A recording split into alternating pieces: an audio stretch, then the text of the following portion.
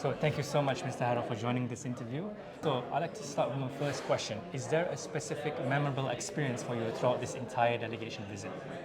One thing that you want to highlight? Yes, as I said, for me it's not the first time being here in Malaysia. Yep. And most of the thing what kept really in my mind was the visit to Putrajaya.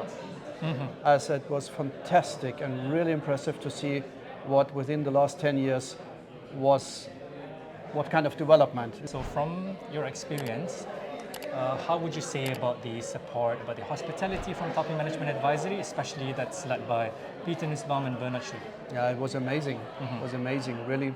And really, we all feel very honored to this exclusive experience. That I didn't expect that. It was really It's back that you had a beyond lot of fun. everything I expected. Would you consider or recommend joining future delegations if anything happens in the future? Yes, for sure. Yeah. And I can prove this maybe to the delegation as well. After 15 years, we have trustful friends and business partners became friends, and we really enjoy being here. I'm so honored to hear that. And thanks for your time. That's it, yeah, that's it. Yeah. Thank you so much, Mr. Haro. Thank you.